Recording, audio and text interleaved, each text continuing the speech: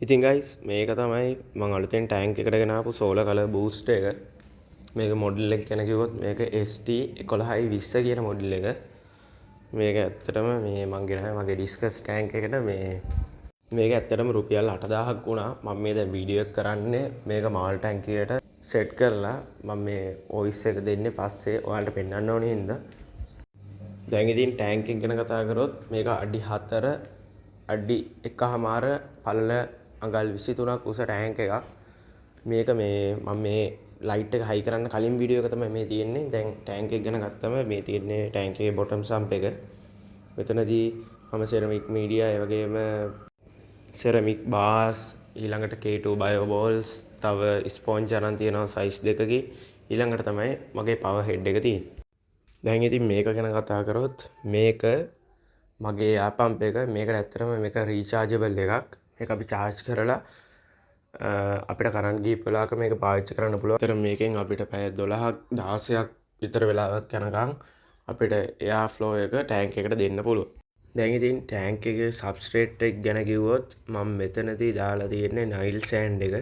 මේක අඩි 4ක ටැංකයක් හින්දා මට මේක නම් කිලෝ 20ක් විතර ගියා මේ ටැංක් එකට. මම මේ මෙතන වටේ ෆ්‍රේම්ස් ගාලා තියෙන හින්දා තමයි මේක හරියන පේන්නේ නැත්තේ. නැත්තම් අඟලක විතර ලේයර් එකක් මේ නයිල් සෑන්ඩ් එකෙන් දාලා තියෙනවා.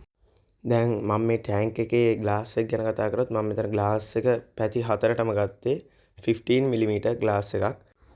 දැන් ඉතින් මේ වීඩියෝ එකේ පේන විදිහට තමයි බොටම් සම්ප් එකට වතුර ටික ටැංක් එකේ ඉඳන් යන්නේ. ඉතින් මේ ඉන්නේ ඩිස්කස් මාළු ටික. මේ කට්ටිය නම් මාර ෆ්‍රෙන්ඩ්ලි. ඉතින් මේ කට්ටිය ගැන කිව්වොත් මේ කට්ටිය හෑන්ඩ් ගෙස්චර්ස් වලට හරිම පුරුදුයි. මේ කට්ටිය දැන් මම ෆීඩ් කරන්න කියන හිතාගෙන තමයි මෙතෙන්ට ඇවිල්ලා ඉන්නේ.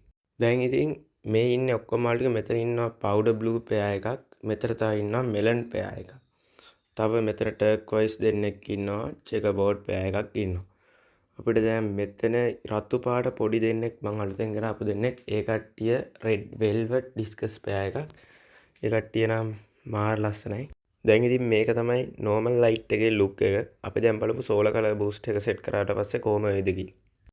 ඔන්න ගයිස් ඉතින් මම දැන් ලයිට් එක සෙට් කරගෙන ඉවරයි. දැන් ඔයාලට පේනවා කොහොමද වෙනස කියලා. මාළුන්ගේ කලර්ස් වලින් ඔයාලට ඒක හොඳටම පේනවා. ඇත්තටම ලයිට් එක නම් සුපිරි සුපර් ක්වොලිටි ලයිට් එකක් තමයි මම මේ අරගත්තේ. මේක ඇත්තටම 38 වෝට් ලයිට් එකක්.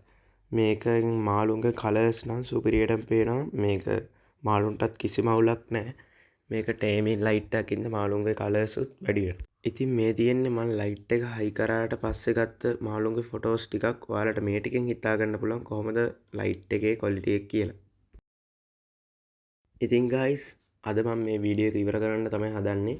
මම ඊළඟ වීඩියෝ එකෙන් මගේ මොන්ස්ටර් ටැංක් එකයි මගේ මොන්ස්ටර් ෆිෂ්ලා ටික ගැනයි වීඩියෝ එකක් කරන්න තමයි මම හිතන් ඉන්නේ. ඔයාලා මගේ channel එක subscribe කරලා like කරලා comment කරන්න. අපි එහෙනම් හම්බෙමු අලුත් වීඩියෝ එකකින්.